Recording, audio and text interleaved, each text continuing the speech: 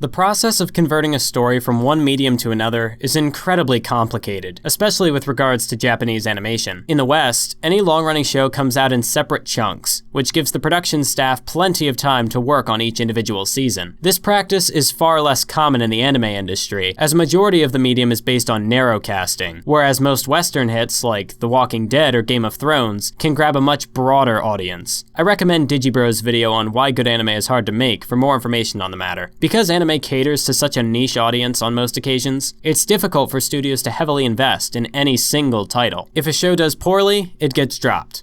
If a show does well but isn't financially successful, it most likely gets dropped. This leads some shows to abruptly conclude out of nowhere, and while a second season could potentially save these shows, they aren't likely to get one. Even if a show does well and is financially successful, hype for the product could die down in the gap between seasons. So while the second season might not necessarily fail, it probably won't get a third season if it suffers a significant decline in popularity. One method of maintaining hype for the title is to go the route of Shonen Jump's Big Three.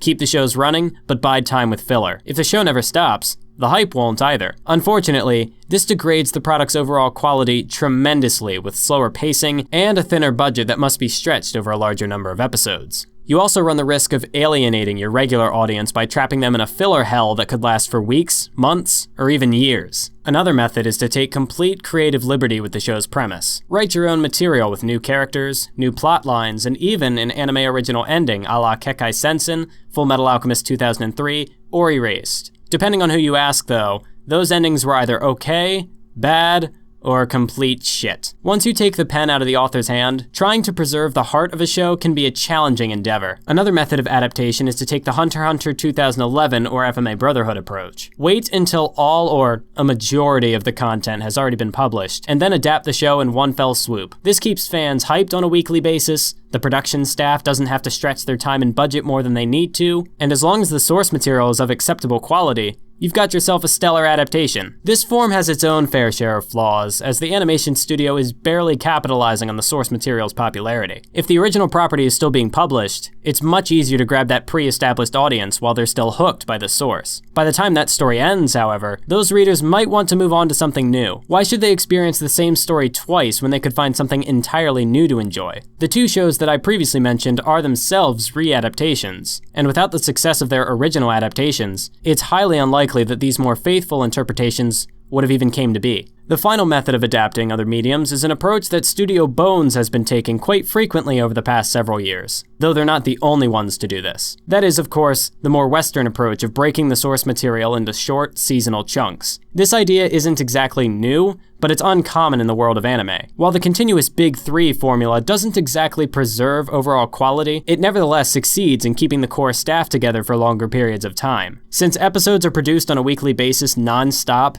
there's less concern over potentially losing key components in the process. You don't have to worry about losing your key animator or director in Season 2 when there are no seasonal breaks. And even if you can bring the entire staff back for Season 2, instead of that staff having spent a full year working together, they've been together for only a fraction of that time. There's also the aforementioned risk of losing your fan base. People's tastes change. If a show never stops, your audience has less of a chance of suddenly deciding, I don't like this show anymore. With a 9-month or longer break, they have plenty of time to change their minds. I, for example, thoroughly enjoyed Attack on Titan when I first saw it, and if a second season had existed at the time, I would have jumped straight into it. Now that I've had time to think about it, however, I no longer like the series. I've found more engaging shows to watch, so even if Studio Wit releases a second season of Titan, I won't be interested in watching it.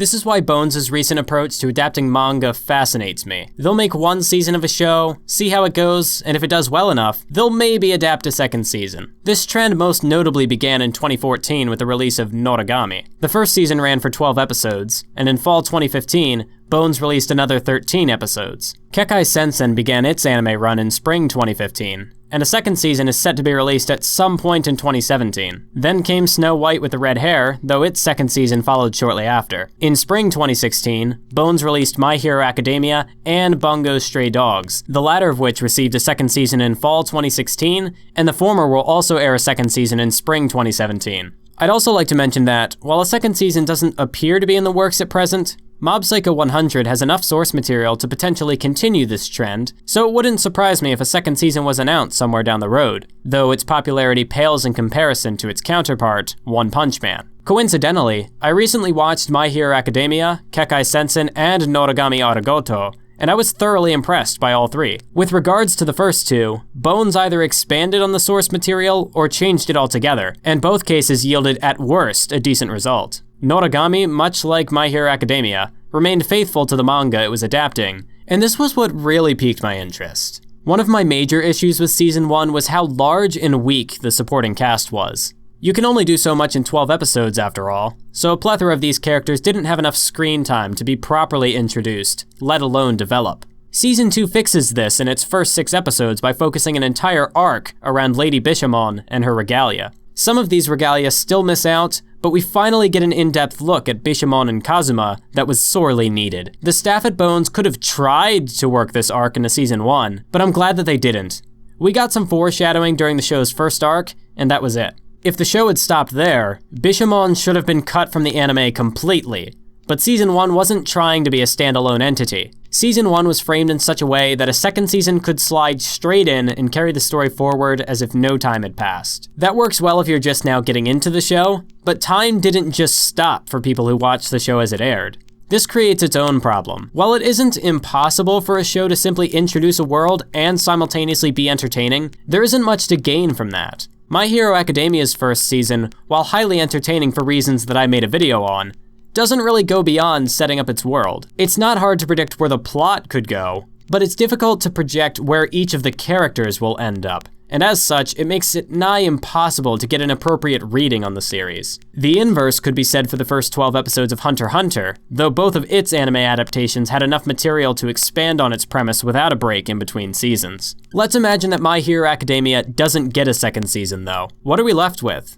An incomplete narrative that barely even started. Suffice it to say that there is no concrete way to transfer a story from one medium to another. Every method has its pros and cons, and while the easy solution to this would be to read the source material, you'd be missing out on the beauty of animation that way. You could limit yourself to original stories like Gurren Lagann or Psycho Pass, but some of the best anime are adaptations. Even a lackluster story can pump out incredible standalone moments, and if you really want to see the best that anime has to offer, it would be downright foolish to ignore moments like these. If you'd like to learn more about how to make a great adaptation, then I highly recommend Mother's Basement's video on the subject. If you'd like to see more analytical content like this from me, be sure to share this video with anyone who you think would appreciate it, and follow me on Twitter at MathWiz97x. Thanks for watching, and until next time, keep on YouTubing.